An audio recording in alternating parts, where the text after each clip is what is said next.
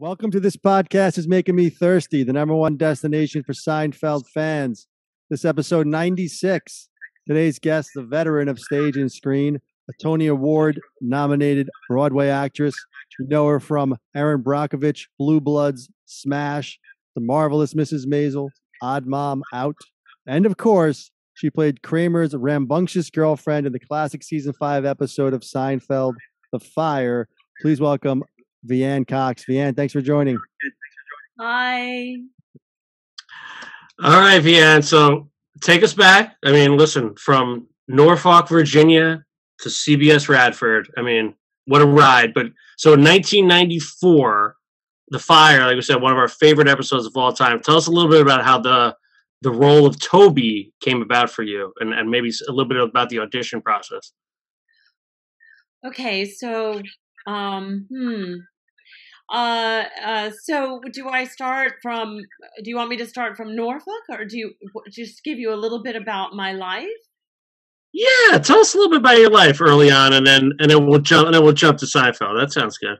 Okay, well, I was a ballerina first.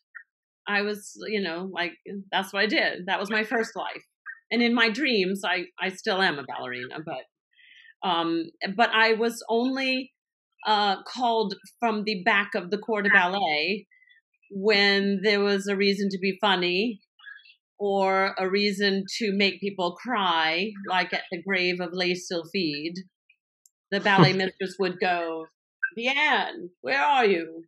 Come forward and show everybody how to cry at the grave of Les Sylphides, or steal the nutcracker or something, because I was an actress. I was more of an actress than I was a dancer, and I knew it. And so I moved to New York on my 21st birthday from Virginia. And then I went to the School of Hard Knocks. I didn't go to an accredited institution. I tell people that I learned what not to do. So Catholic University. Catholic University, right? No, that I don't know how that got on there, and I don't know why, and I don't know who put it on there. It's a lie. Okay. I never went to Catholic University. I went to take voice lessons at Catholic University from one of the professors there who taught voice. I did not go to Catholic University, but because I am such an imbecile with technical We'll get it taken care of for you. I can't believe I'm here right now with you guys and we're not still trying to get me on. I had no idea how to change it. It's been on there for 25 years and nobody has ever I just said, forget it. I'm not going to even try anymore. I think I tried to figure out how to take it off once or twice and I was like, oh, who cares? Yeah, we'll set the record straight. I think maybe people do care, but now it's out. I mean, whenever anybody asks, I'm like, nope, I didn't go there. That's something that was put on that bio many, many years ago. So yeah, so I was the School of Hard Knocks. Yes. Yeah, I went to the School of Hard Knocks, which is basically I worked at every black box rat-infested theater in New York City in the mid '80s. Which I loved it. Yeah. I loved it so much. It was so rich and varied and dirty and wonderful and smelly and fabulous. And it was just everything anybody would ever want a city to be. I loved it. I still love it. But, it's different now. But the Ed Koch days. Well, I was also young. What did you say? The Ed Koch days. Yes, I was also young and it didn't seem dirty to me. It just seemed alive and fantastic. And so anyway, so that's what I did. And then luckily I got work. I don't know how or why. Sheer force of will and luck. So that was. Yeah. So that was through mostly Broadway plays, right? And then, so I guess. No. Oh, well, after the rat-infested black box theaters. Right, off Broadway. Yeah. Yeah. or off Broadway, or basically on Broadway on the streets, on the streets of Broadway. So yeah, I did a Broadway show, and then I spent several years waiting for something to happen, and like nothing was happening, and all my friends had left New York and had moved to Los Angeles. So I was like, okay, I can't sit on my couch and cry anymore. You know, I didn't spend a lot of time on the couch because I was constantly trying to get work. So it was just the story of my life. But so I went to Los Angeles, and I was there for, I guess I was there for what I refer to as my lost years. I was there for 3 years. And I refer to them as my lost years because I really never found ground there. I think I was meant to live on granite. And I don't know. It was fine. I mean, I did Seinfeld. Well, that's right. So, yeah. So fast forward. So 94, May of 94, The Fire aired. It was the third to last episode of, quite frankly, we think probably the best season of Seinfeld, which season 5. That's when it moved to Thursday night, etc. But so yeah, tell us a little bit about how that came about. Like, we're always curious about the audition process of Seinfeld because it's pretty unique. We're curious to hear how Toby came about. Well, I do remember. I don't remember everything because it was a long time ago, and I do remember that I was running around, trying to find telephone booths to get messages. It was at that point I did not have a cell phone, and so I was like, it was crazy. It was crazy time in LA when there was no cell phones, and people still used the Thomas Guide. Why hundreds of thousands of people did not die every year, like trying to look at a map and, oh God. Anyway, so I knew that Seinfeld existed, but, I've spent my life trying to get a job on TV. So I didn't really have time to watch TV. I knew that what Seinfeld was. And I'm sure I had seen some episodes in the former 4 years. And I knew that this was like, I was like, oh God, Seinfeld. Remember being terrified. Right. I remember going in. I don't remember how many people were in the room, but I know that Larry, David, and Seinfeld, Jerry were in the room. And I remember just being so nervous that's the character of Toby just, I didn't have to try because she was this energized thing. Right, like a nervous energy, yeah. Yes, and I mean, I don't know if it's nervous in Toby, but for me, I was just, I don't know, I was set on fire. And I did the audition with all of that energy that I had no idea how to tamp down or control, because I was just so excited about the possibility of being on Seinfeld. And the laugh too. That laugh was part of it, or you came up with that later on after you got the role, that memorable laugh? I think, I hate to say this because it doesn't really bode well for me telling you that I'm a good actress. I think the laugh was just, I think it was there. I mean, nobody gave me any direction that I can remember. I was insane and obnoxious. And I think that's what they wanted for the character, because I didn't know how to act. I was just filled with whatever they needed to fill that part. And I think they cast me pretty quickly. And I mean, I think they cast me pretty quickly. Yeah. And I remember making them laugh. I remember they laughed. Well, it's a very funny character. I definitely hope they did laugh. I mean, that's why you landed the role. We have heard from other guest stars that it is a fast process. As soon as you're told you have the part, usually that day, and then you go right onto set almost and start. A lot of your scenes were with Michael Richards, and we've heard a lot about his professionalism and kind of how he operates. And I know you spent a lot of time with him, I'm assuming, doing those scenes. What can you tell us you remember about that? I know it was a long time ago, but I know working with him must have been fun. I remember he was so sweet. I had scenes with all of them, not Jason, who was the one person that I actually knew because he was from the Broadway New York theater. Right. So I knew him. I didn't know him, but I mean, we knew each other because, we'd worked with him later on after Seinfeld, though, right? On Cinderella. Cinderella, yeah. Yeah, so I've been very lucky to have worked with Jason a few times now. So I just think he's wonderful. And but Michael was just so, it was like he was so, I don't know, I've worked enough to know that there are people who just are over there and they do their work with you. And then there are people who just make you feel like you belong. It's a very hard thing to belong in a show in their 5th season, and you walk on the set and it's like a big part. I think it was kind of a big part. Yeah. And I was, he was so kind to me. He talked to me about like yoga and he was funny. And I think we were laughing at some point because I showed him my signature move, which wasn't even a yoga move. I had this party trick where I used to put my feet behind my head.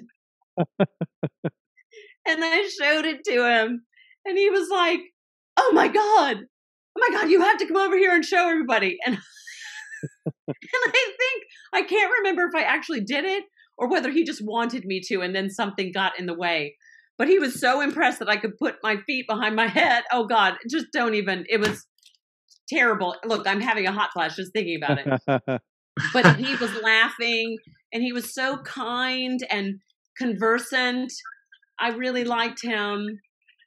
And then, and that's what we've talked to multiple guest stars. I think that's kind of the feeling we get from the show is they're so gracious, if you will, right? Like, and so unselfish that clearly you shine on an episode. What I love is the opening scene. You kind of just boom, like jump right into it. You're there with Kramer and Elaine and talking about the coffee table book, and like your character just like comes through, sets the tone for the whole episode. I'm just curious. This was a Larry Charles written episode. Was he super involved? Like, what do you remember about the set? Like, was it? I know you mentioned you tried out. It was Larry David and Jerry. But as far as direction on the set, was Jerry involved? Was it more Larry David, Larry Charles? What do you remember? Okay, you guys are now you are nailing me to the old lady wall. It's only 30 years ago. I don't think I even remember that there was a difference between Larry Charles and Larry David. No, you guys are fair enough. No, I had no idea. I was a novice in Los Angeles. I had done maybe a hand. I don't even know. I can't. I didn't. Where was Guiding Light? Where was Guiding Light in L.A.? I was on Guiding Light for like a day. And it's on there like I was on Guiding Light my whole life. No. There's so much misinformation. We're setting the record straight here. So, it's like, we got to do better research here, guys. We got to do better research. She was on Guiding Light. I'm like, yeah, for a day, maybe 2. No. I don't know why I brought up. I don't know why I brought up Guiding Light. Bad move. But anyway, but like you said, like it was a nervous energy you brought to it, and Toby just clearly kind of sold it. The scenes I think my favorite scenes are with Jerry. So I'm curious what you remember about that. Like when you told him you had goosebumps. Like, still, I watched that episode 1,000 times. I laugh every time you do the goosebump thing. I'm just curious how it was working with. You worked with a lot of big stars, Julia Roberts, the whole thing. I'm just curious how it was working with Jerry. Well, here's the thing that I say about Jerry. And outside of that, as in the audition, I was so nervous. I didn't know what I was doing. I was not an actress at that point. I was getting to be an actress, but I didn't know what I was doing, honest to God. And so basically I got the audition. I didn't work on the character. I showed up and just I said the lines with the energy the fear and self-loathing I had inside my body. And, that's what came out. But here's what I have to say about Jerry, because I have done some television and some funny stuff. There have been times where I have been told on the side to not be so funny. To just not be so funny. Who said that? Who said George Carlin? I'm not going to name names. I'm not going to name names, but it didn't happen on Seinfeld. They wanted everybody to be as big and funny as they could be, which at that point in my life, I just thought it was the most generous. Like, everybody got to be funny. It wasn't like, oh, Jerry was only allowed to be funny. Oh, this person's, Michael's only allowed to be funny. Elaine's only allowed to be funny. They have to be the funniest. Everybody was allowed to be funny. And I just got lucky to fill in this funny role that just happened to, like, really, like feed from what I had to offer. Yeah, that's incredible. But Jerry was very nice. I mean, it was okay. I'm just going to tell you, before you ask the question, of what it was like on the set. It was, okay. It was a 20-hour week. In season 5, episode 10, whatever the fire was, they had it down. I had never done anything so fast in all my life. I was so nervous and so scared that I was going to mess up, that I was going to not be funny, that I was going to forget my lines, that I didn't know what I was doing, and I wasn't good enough to be there with all of these people who were so incredibly talented. So, but I remember it was a 20-hour week. We went in the first day, and it was like, okay, and I was gone in 2 hours. I was like, wait a minute, where's my rehearsal time? I mean, I'm like, all I had done so far was theater and ballet, where you get 6 to 10 weeks of rehearsal for everything. Right. And so I was like, 2 hours the first day. I think it was 3 hours the next day. I think it was like 4 hours the next day. So altogether, it was like 1 week, or 1 day on a regular set. It would be like an 8-hour day, like what I was used to, was in 3 days. And then there were 2 days left. And we did the camera blocking on Thursday, and then we shot the thing on Friday in front of an audience. I think it was in front of an audience, wasn't it? Yeah, must have been. Yeah, so it was like a freight train. It was like a freight train for me. They were like this. They did it. They knew exactly what they were doing. They had it down. But for somebody just coming on and doing, yeah, no, I had to rely on pure instinct or survival skills. Wow, that sounds, yeah. I mean, at season 5, they were a well-oiled machine, and they let everyone come in and hop on that train, right? Yeah, but he was nice. I didn't get to work with Jason, sadly, but Jason was nice because he came over and said hi, I think, at some point, because he was doing costume fitting one day.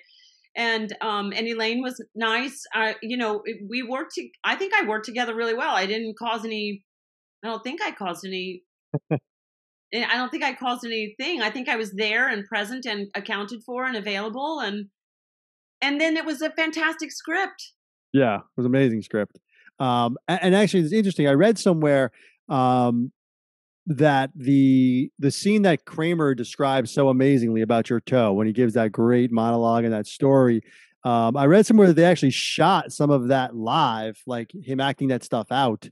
I'm curious if that's true, if you know that, and if you were in any of those scenes that didn't air, like maybe running into the street or anything with a street cleaner or anything like that. Did that actually happen or no? Yeah, no, I don't remember any of that. I don't remember any of it being live that I did. I don't remember if Kramer was on the set another day where he did that stuff. I'm so glad they didn't, though, because it's a great story. That monologue is one of the funny.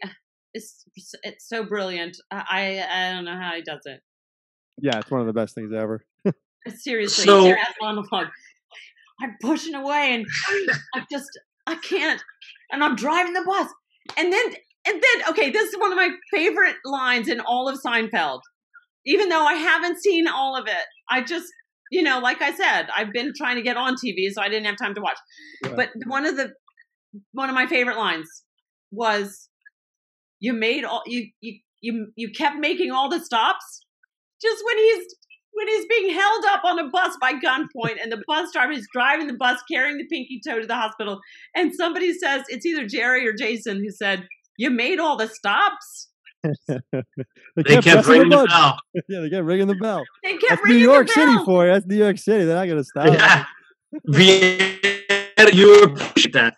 So it's funny. You mentioned growing up, School of Hard Knocks, and I feel like Toby. Like I worked God help me, worked in an office my whole life. Like there's always a Toby, right? I don't know. Like, and I don't think you've ever worked in an office before, but like I don't know, you captured that so incredibly well.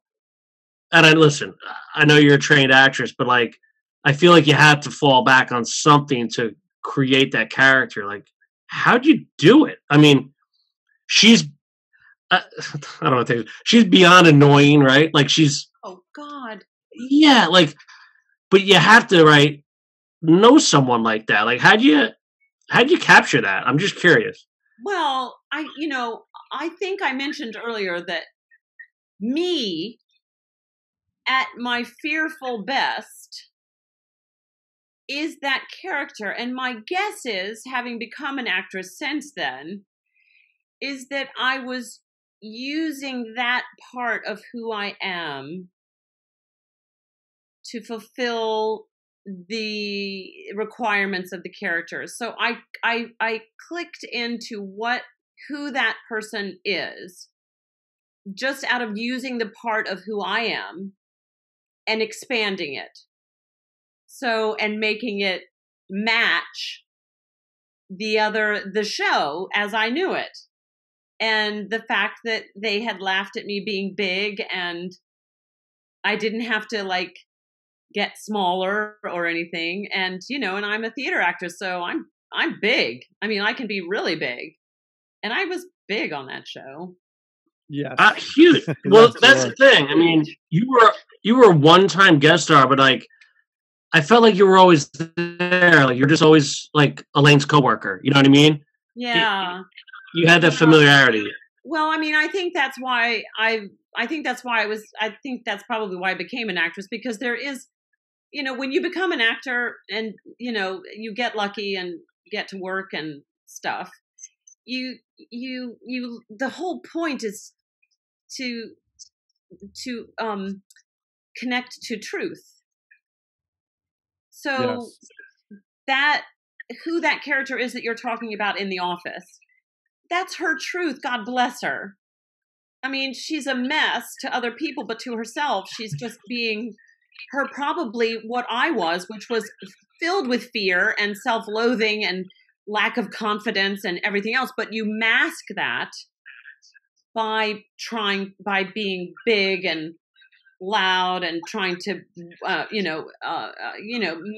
get in the way of all those voices. Oh my God, this is so stupid. This is me talking about myself right now, because yeah, I'm pretty sure that, I'm pretty sure it was because, no, so silly.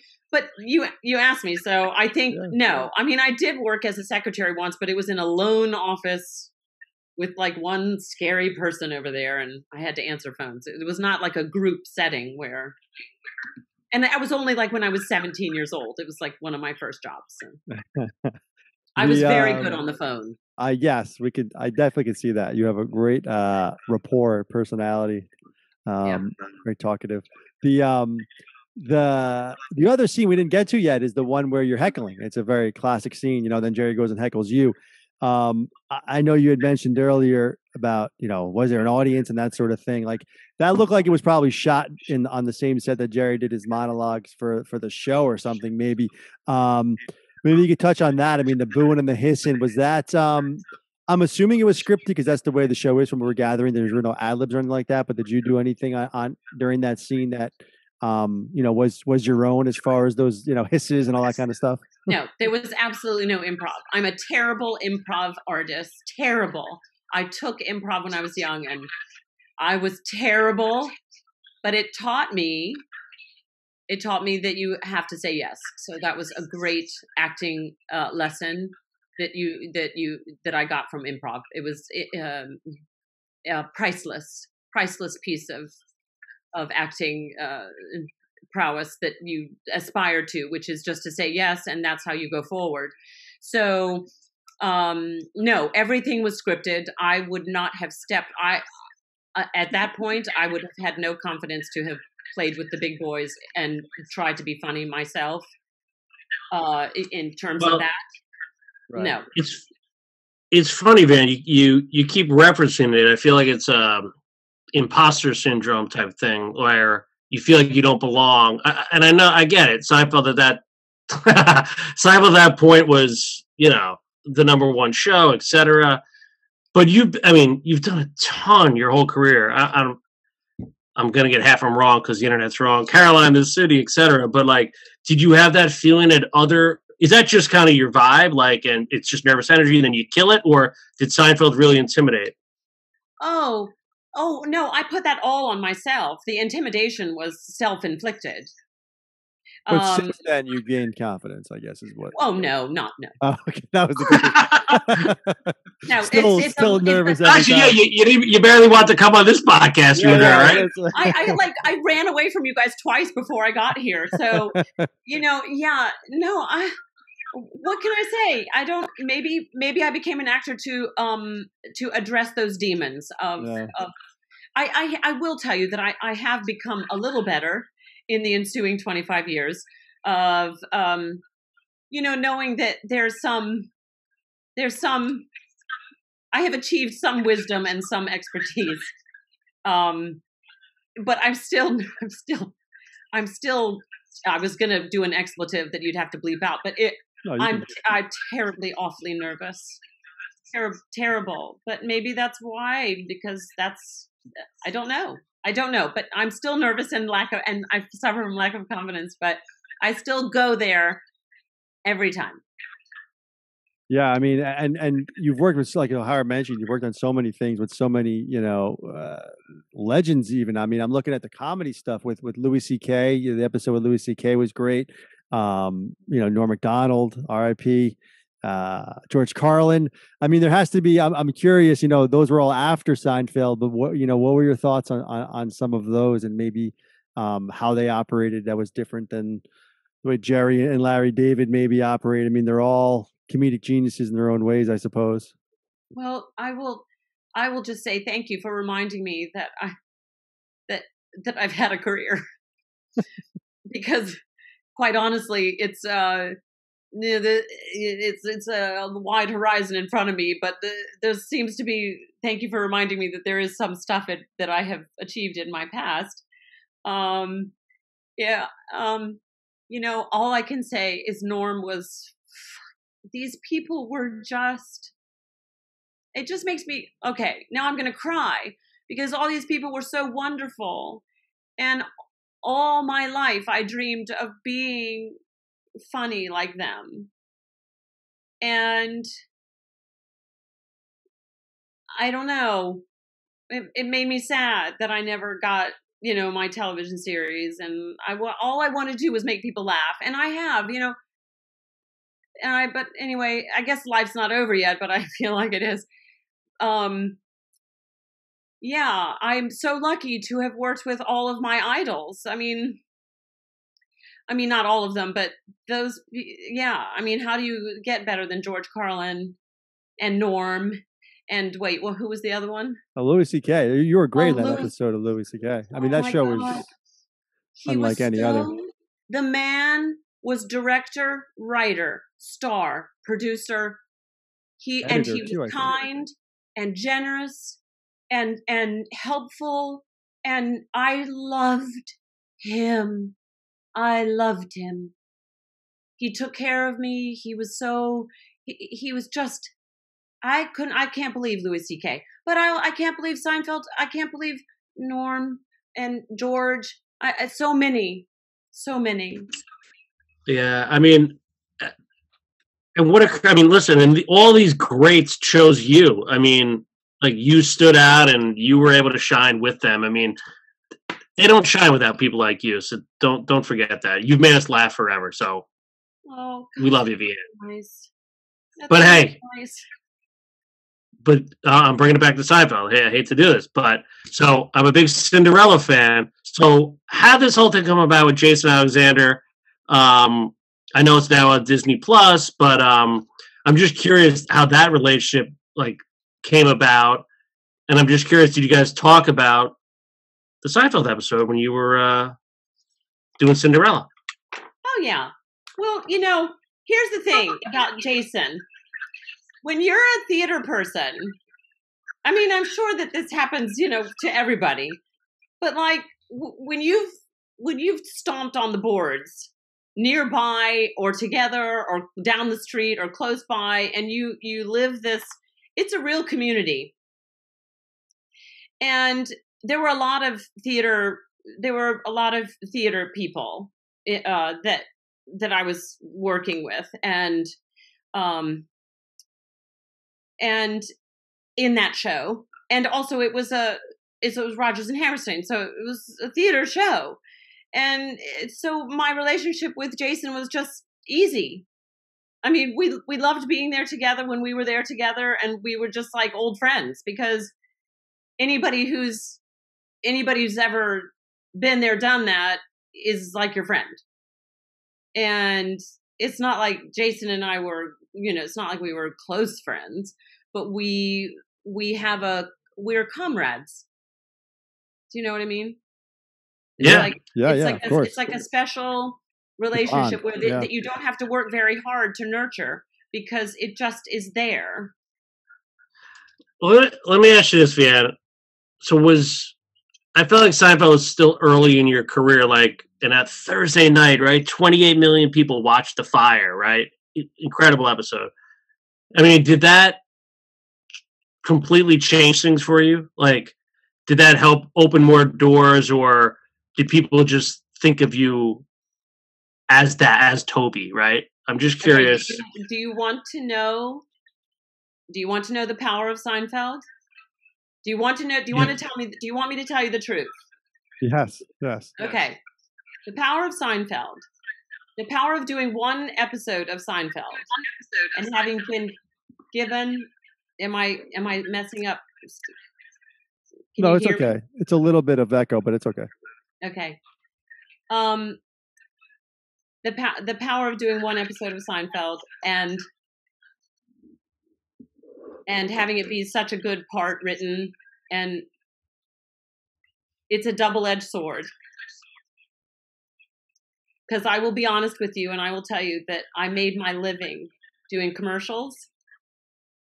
Prior to that, like, I did commercials because I have that face that just sort of, or something. I was funny, I did vacuuming and soft scrub, and I sold donuts and Pop-Tarts, and seriously, I did commercials. That's how I made my living. Yeah. I never shot another commercial again. Ever. After that? Not a single commercial after that. And after 5 years of trying after Seinfeld, I finally realized that my agent was like, Veanne, you're not booking because they don't want you to sell their product, because you're so... They don't want their product to be over. They don't want people going, oh my God, there's that girl from Seinfeld. Right. Yeah, they'd be too recognizable, right? So, and then a very big producer told me once that I told him, I said, and I struggled to get work. I didn't get any dramatic roles. I didn't get, I have auditioned my life away, and a lot of it for many years. I've had a career, and I'm very grateful for it. But man, it got in the way of my financial security. Now, it's a double-edged sword, because I was also recognized on every street corner. People loved it. They loved me. They couldn't get enough of meeting somebody from Seinfeld. I mean, on the street. I mean, I would play, like I've said this before. I played queens in Shakespeare, and I was really good, and in my Shakespeare, and people would come backstage and go, "Oh my God, you were so fantastic in Seinfeld." So it's like, I got the blessing of being a star, a little star. But it didn't help my career in terms of like being the full-fledged actress that I had become. Yeah, I could sense that double-edged sword from a lot of guest stars, but clearly your resume and even thinking about when you were a kid, how you kind of just elevated on that stage, like you make people laugh, make people smile. Like I don't care what you're in, like you shine. Well, no. The good thing, one of the good things is, well, first of all, just to finish, that big producer, I won't say his name, but he looked at me once when I said Seinfeld kind of ruined anyway, it doesn't matter. He said, "Yeah, you were overexposed." Yeah, well, it's interesting. I went in for jobs where I went in for ER and all of these dramatic parts where I had to cry on a gurney or be sick or like all this stuff. And people were like, "Oh my God, she's so good." And I never got the roles because people would sit there and go, "Oh my God, that's that girl from Seinfeld," rather than. Yeah, I mean, it's interesting too because a lot of the guest stars that got that, some of them, that became their identity forever, and I mean that's, I mean, you were able to do a lot afterwards, but I can see like how you're saying that it could definitely, because 30 million people are watching the thing, like O'Hara said. I mean, it's going to be in people's heads, and it's such a big show. And I'm telling you, I've worked really hard to get the work I got because I didn't get a lot of stuff because of that, but. Like I said, it was people loved it and they laughed and over and over and over again. And also, there were times when I just stopped trying to get television and I went off and did theater, and that's my love anyway. So Seinfeld kind of kept me grounded in my life on stage because, if I hadn't done it, maybe I would have been on some, really sad hospital drama. Yeah, but listen, like I think what we were like getting at is kind of like you didn't become like the soup Nazi, you know what I mean? Like you didn't do that nonsense, you know what I mean? You were a great character and you just moved on. Like that was it. We loved I mean, we loved it. We love you better than soup Nazi, not even close. But yeah, I mean, listen, at the end of the day, like and at the end of the day, you're I don't know, how do you you're funny as hell, but like you've done so much on Broadway as a serious actress, if you will. I mean, I guess for your money, I mean that's where you kind of like hold your hat up. Like that's what you're most. You're a New York City girl. Oh no, New York City. Oh no! Don't get me wrong. My life on the stage has been funny too. Mm-hmm. But I mean, I have been literally murdered by my friends on stage and died, right there in front of everybody. So I have done the gambit. But I've also done Oscar Wilde and Neil Simon and Chris Durang, and I've done all of the. Oh my goodness, I've been so lucky to have been so funny on the stage, and Seinfeld gave me some confidence to take my funny. On in further into my life. Yeah, you, took your funny here, man. We really appreciate it. What? So tell us a little bit. So you're in New York now. I know it's been a hectic couple of years, but what are you kind of up to now? What's your kind of next big opportunity that we could see, and because we definitely want to check you out. Well, now that I've become a bitter old hag of an actress. I'm just like my next job. Thank God I just got it yesterday, and I think it might get me my health insurance. Please God. I'm doing a really horrible mother on SVU. Okay. So like a really nasty, awful mother. And then I'm also doing a play called Dictionary Bitch. That sounds fun. And it's, so, I'll still be funny if someone wants me to be. So, and I'm sure, I'll be funny again. But. And you've been on like Dick Wolf's Law and Orders before, right? Yeah, I've done one each. This will be my second SVU. Nice. That's that's this year? Yeah, it shoots in January. Oh wow! All right, cool. Yeah. So I don't have to spend my holidays worried that that I have nothing in front of me. That's great news. Yeah, that's good news. Yeah. And then and then stage thing, but yeah. And then I have a movie. I did a little part in a movie this summer called Summoning Sylvia. Yes. And I play Sylvia. And she's a ghost. She's very scary. Not funny at all. No, well, no. But you can make it. You can make it funny. I think that's the point. You can do anything. Is our point. I mean, okay. From serious roles to sunny. But listen, Veanne, we love you. I mean, you guys are so sweet. Oh, you're.